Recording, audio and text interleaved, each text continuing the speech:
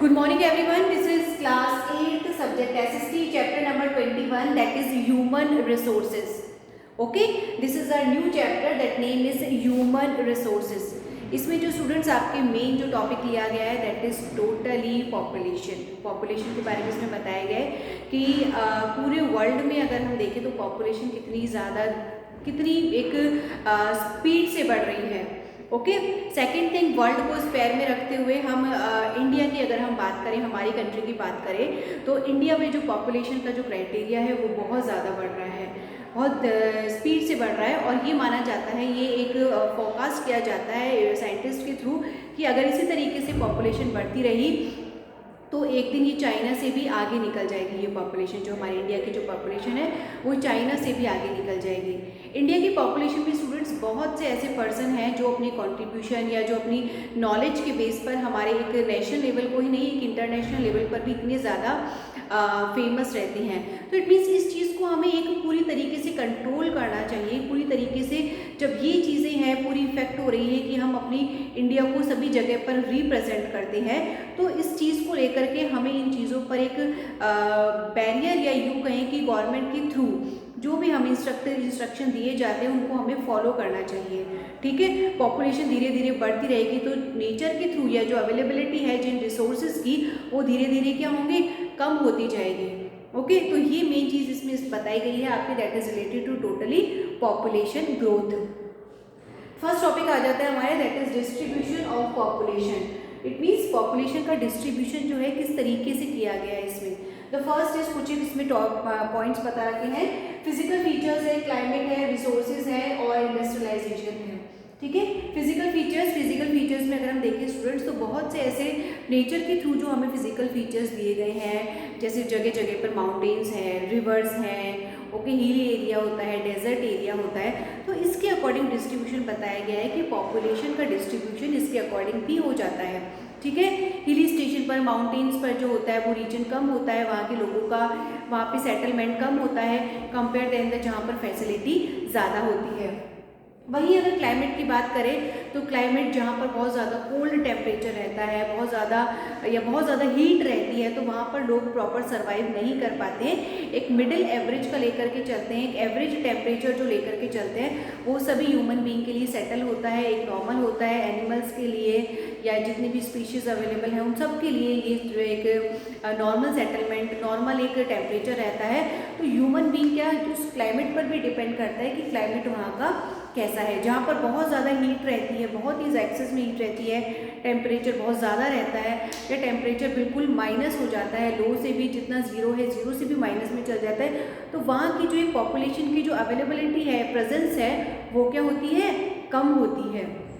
ऐसे ही रिसोर्सेज भी आपको रिसोर्सेज भी जो होते हैं वो आपके डिपेंड करते हैं कि जहाँ पर आप रह रहे हैं वहाँ पर रिसोर्सेज आपके कैसे हैं. नेचर के थ्रू जो हमें रिसोर्सेज अवेलेबल है उनको किस तरीके से हम यूटिलाइज करते हैं और कितने रिसोर्सेज हमारे पास में अवेलेबल है. प्लस न्यू टेक्निक्स के थ्रू जो रिसोर्सेज जनरेट किए जाते हैं वो कुछ एरियाज़ में कम होते हैं, किसी स्पेसिफिक एरिया में या रीजन में ज़्यादा होते हैं.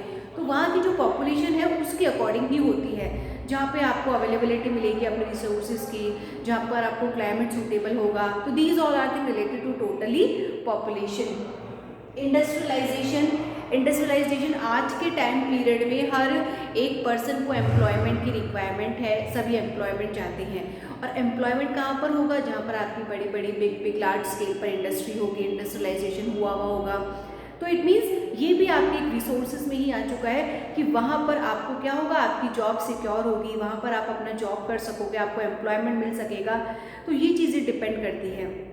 तो पॉपुलेशन का क्या हो जाता है, डिस्ट्रीब्यूशन हो जाता है. ठीक है, कुछ ऐसे स्पेसिफिक एरिया होते हैं जहाँ पर पॉपुलेशन आपकी ज़्यादा रहती है. तो वो किस लिए होती है, जब आपके फिजिकल फीचर्स जहाँ पर आपकी क्लाइमेट के अकॉर्डिंग हो, आपको वो सूट करते हैं, रिसोर्सेज अवेलेबल हो, चाहे वो नेचर के थ्रू डेवलप करे हुए न्यू टेक्निक के थ्रू रिसोर्सेज जनरेट किए गए हों या फिर इंडस्ट्रियलाइजेशन हो.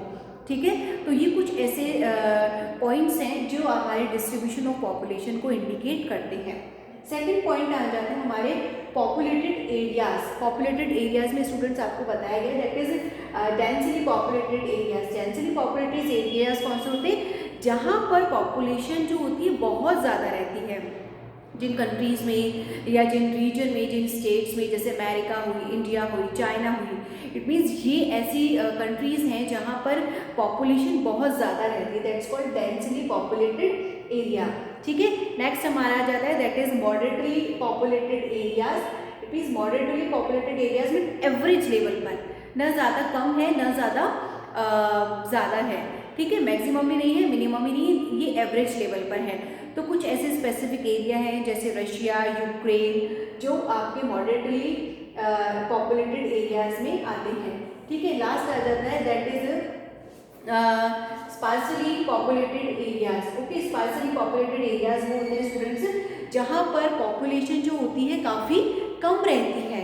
पॉपुलेशन का एक क्राइटेरिया जो रेशो होता है काफ़ी कम होता है, जैसे बहुत हॉट डेजर्ट हुए या कोल्ड डेजर्ट जो होते हैं, वहाँ पर पॉपुलेशन कम रहती है। क्यों? क्योंकि वहाँ पर एक जो एक डिस्ट्रीब्यूशन होता है वो प्रॉपर नहीं होता है, क्लाइमेट आपके अकॉर्डिंग नहीं होता है, इंडस्ट्रियलाइजेशन नहीं होता है। ओके, और बहुत से ऐसे हैं जैसे फिजिकल फीचर्स हुए, रिसोर्सेज हुए, तो उन सब की अवेलेबिलिटी क्या होती है? कम होती है। तो वो आपकी किस में आएंगे? That is sparsely populated areas में आती है। ठीक है, so now this one topic is complete. Last हमारा टॉपिक आ जाता है that is components of population growth. Population growth को कौन कौन से ऐसे कॉम्पोनेंट्स हैं जो इफेक्ट करते हैं? It means components of population growth. India की जो पॉपुलेशन है स्टूडेंट्स धीरे धीरे आपको पता ही है बढ़ती जा रही है, और जो रिसोर्सेज जो हमारे पास में अवेलेबल है वो एक लिमिटेड टाइम के लिए है, उसके बाद में ये धीरे धीरे क्या होंगे? लैप्स होना स्टार्ट हो जाएंगे, कम होना शुरू हो जाएंगे। ठीक है, तो जो एक कॉम्पोनेंट्स है पॉपुलेशन ग्रोथ की जो है वो किस पर इफेक्ट करती है? 3 चीज़ों पर। The first is birth rate, second is death rate, और थर्ड होता है आपका माइग्रेशन। बर्थ रेट क्या होती है स्टूडेंट्स? जो एवरी ईयर जो जन्म लेते हैं, जो बर्थ होता है उसको पूरी कैलकुलेट की जाती है, उसको रेट परसेंटेज में कैलकुलेट किए जाते हैं, तो उसको हम बर्थ रेट बोलते हैं। डेथ रेट पूरे ईयर में या जो भी आपकी क्राइटेरिया है उसमें काउंट किया जाता है कि इतने टाइम पीरियड में इतने % की डेथ हुई है। बर्थ रेट हमेशा ज़्यादा होती है compare than the death rate. ठीक है, बर्थ रेट जो होती है वो स्पीड से बढ़ती है, या आपकी ज़्यादा रहती है हमेशा compare than the death rate. और माइग्रेशन क्या होता है स्टूडेंट्स? माइग्रेशन इट मीन्स अपनी एक डेस्टिनी से, अपनी एक जगह से दूसरी जगह पर किसी भी अपने एम या किसी भी मोटो या किसी भी टारगेट के लिए जाना। इट मीन्स अगर आज हम अपनी स्टडी यहाँ पर कर रहे हैं, स्कूल में कर रहे हैं, हमें आफ्टर 12th कहीं कॉलेज में एडमिशन लेना है, कुछ करना है, तो हम क्या करेंगे? परमानेंट हम क्या करेंगे? दिल्ली या बॉम्बे जा कर के सेटल हो जाएंगे। या हो सकता है दिल्ली या बॉम्बे में जो बच्चे पढ़ रहे हैं वो परमानेंट जा कर के लंदन में या यूके में कहीं या कहीं पर भी जहाँ पे भी उनको प्रॉपर लगेगा कि हाँ हमारी यहाँ पर एजुकेशन प्रॉपर हो सकती है, तो वो वहाँ जा कर के सेटल हो जाएंगे। तो दैट्स कॉल्ड माइग्रेशन। ठीक है, तो ये आपके कॉम्पोनेंट्स हैं पॉपुलेशन ग्रोथ के, जो आपको आपकी इस रेशो को, इस क्राइटेरिया को इफेक्ट करते हैं। आपका जो एक माइग्रेशन होता है वो किसी भी एम या मोटो के लिए हो सकता है, या तो आप अपने बेटर एम्प्लॉयमेंट के लिए जा सकते हैं, आपको ज़्यादा से ज़्यादा या प्रमोशन चाहिए, या अपने करियर बनाना है, अपनी एजुकेशन के लिए जा सकते हैं, या कोई भी एक ट्रांसफरेबल जो होता है, ट्रांसफरेबल जॉब जिसकी होती है उसके लिए भी माइग्रेशन हो सकता है। तो डिपेंड करता है उस टाइम पर क्या सिचुएशन रहती है। ठीक है स्टूडेंट्स, तो आज जो हमने टॉपिक लिए that is totally related to population, distribution of population, populated areas and components of population growth. So students, now this one topic is complete. We will take new topic in our next video, in our next class. Thank you.